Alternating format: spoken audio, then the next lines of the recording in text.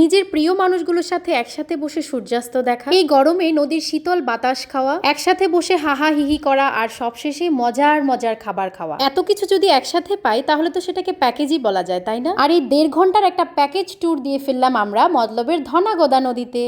তুমি দেখি একাই চলে যাচ্ছ? তুমি কি সব চিনে গেছো রাস্তাঘাট? বর্ষার দিনে বাপের বাড়ি বেড়াতে যাব আর নৌকা ভ্রমণ করব না, এটা আমি ভাবতেই পারি না। প্রতি বছরের মতো এবছরও চলে গেলাম আমরা নৌকায় ট্যুর দিতে। এটা ছিল ঠিক সেই সময়টা যখন গরমে এক একজনের যান যায় যায় অবস্থা। প্রচন্ড গরম ছিল ওই টাইমটাতে। আমি তো কন্টিনিউয়াসলি ঘেমেই যাচ্ছিলাম। আর দেখেন আমাদের বাচ্চাগুলো ফ্যান হাতে নিয়ে হাঁটছে, কারণ গরমে খুবই খারাপ অবস্থা। যাওয়ার পথে এই সুন্দর সুন্দর পাখিগুলি দেখছিলাম। আর আমাদের স্টিলের ব্রিজের নিচে দেখলাম যে নদীতে বেশ ভালো পরিমাণের স্রোত আছে। হ্যাঁ, যে ঘাটে নৌকা থাকে সেই ঘাটের কাছাকাছি চলে আসছি আমরা। You are right. তো প্রতিবারের মতো এবারও আমরা নৌকায় ওঠার আগে অনেক খাবার দাবার কিনে নিলাম, বিশেষ করে কোল্ড ড্রিঙ্কস, কারণ খুবই গরম পড়ছিল। আপনারা দেখতেই পাচ্ছেন আমার ভিডিওতে যে আমি কি পরিমাণ ঘামছিলাম। সুন্দর সিস্টেম। কালো হয়ে যাবে আমার ছেলে, ডাকতেছে আমারে কালো হয়ে যাবে আমার। তো এই তো আমরা অন্য একটা ঘাটে দাঁড়িয়েছি, এটা হচ্ছে কাঠপট্টির ঘাট। এখানে দাঁড়িয়েছিলাম আর আমার দাদা নৌকা ভাড়া করে নিয়ে আসছিল। তো আমরা প্রথমে চলে গেলাম একটু কাঠপট্টিতে, ওখানে গিয়ে সুন্দর সুন্দর কিছু ভিডিও করে নিলাম। আর আমাদের মতলবের সেই বিখ্যাত সেতুটাও দেখা যাচ্ছে। এর মাঝেই দাদা নৌকা নিয়ে চলে আসলো, আমরা উঠে গেলাম। আর সাহিত্য আমাকে বলছিল যে তুমি রোদে কালো হয়ে যাবে, আসলে প্রচন্ড রোদ ছিল সেদিন। তো নৌকা যখন ছেড়ে দিয়েছে তখন একটু আরাম লাগছিল। সাহিত্য কেমন লাগছে তোমার? ভালো লাগছে নাকি ভয় লাগছে?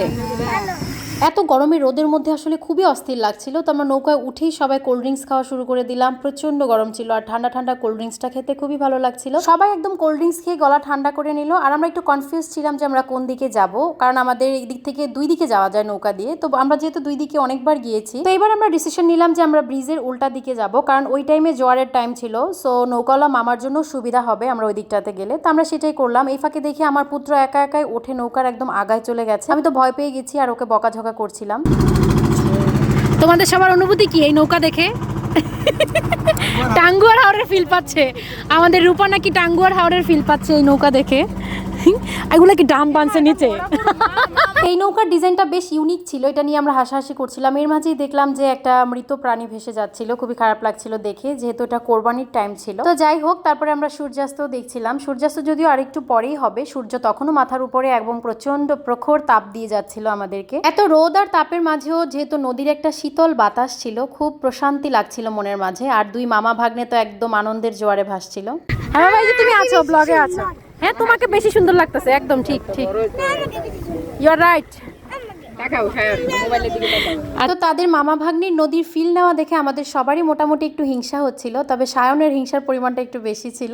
যাই হোক, এই দুইটা সবসময় এরকম লেগে থাকে একটা একটার সাথে, আবার একটা একটাকে ছাড়া কিছুই বোঝে না। তো আমরা আসলে আশেপাশের ভিউগুলো ভিডিও করছিলাম, এত সুন্দর লাগছিল। আমাদের এই নদীটা বরাবরই খুবই সুন্দর। তো এর মাঝে দেখেন কি সুন্দর হাঁসগুলো খেলাধুলা করছিল। সবচেয়ে সুন্দর ছিল এই দৃশ্যটা সূর্যাস্তর ঠিক কিছুটা আগ মুহূর্তে, সূর্যটা যখন একদম লাল হয়ে গেছে। তো সেদিন আসলে অনেক ট্রলার যাচ্ছিল, যেগুলোতে ডিজে গান বাজছিল আর ছেলেরা অনেক নাচানাচি করছিল, মজা করছিল। তো ওই টাইমে একটা ট্রলার আসছিল এবং সেই ট্রলারের গান শুনে আমার ছেলে আর আমার ভাতিজা তাদেরও একদম নাচানাচি শুরু হয়ে গেছে। তো তখন আমাদের পাশ দিয়ে যাচ্ছিল ট্রলারটা, আর ওই ছেলেগুলো আমাদের নৌকা দিকে তাকিয়ে মজা করছিল, সেটা নিয়ে আমরা হাসাহাসি করছিলাম। এই মুহূর্তে একটা ঢেউ এসেছিল, আমরা যদি একটু ভয় পেয়ে গিয়েছিলাম, কারণ আমাদের নৌকাটা খুব একটা বড় না, যেহেতু আমরা মানুষ কম। আমি দাদাকে বলেছিলাম আর একটু বড় সাইজের নৌকা নিতে, কিন্তু দাদা বললো যে এটাই সবচেয়ে বড় সাইজ। যাই হোক, আমাদের কিন্তু খাওয়া দাওয়া কন্টিনিউ চলেই যাচ্ছে, একটার পর একটা আমরা খেয়েই যাচ্ছি। বাড়ি থেকে আম নিয়ে এসেছিলাম, সেগুলোও খাচ্ছি। এর মাঝে প্রায় অন্ধকার হয়ে আসছে একটা ভাব। সাহিত্যর সাহস খুবই বেড়ে গেছে, সে একা একাই জলে হাত দিতে চাচ্ছিল বারবার। আমি ওকে একটু পরপর বকাঝকা করছিলাম। এত কিছুর মাঝে আসলে আমরা গান গাওয়ারই সময় পাইনি। মেইন বিষয় হচ্ছে আমরা সেদিন 2টো কন্টেন্ট বানিয়েছিলাম নৌকায় বসে, আর এগুলো করতে গিয়ে আমরা এনজয় করতে পারিনি নৌকা রাইডটাকে।